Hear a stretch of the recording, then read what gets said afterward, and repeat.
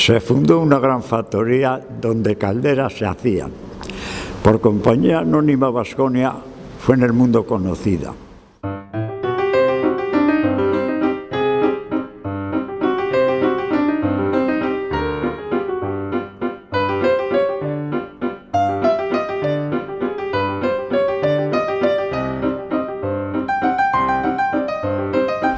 El que la nombró abuela tuvo acierto y razón, porque además de dar vida, también dio ilustración.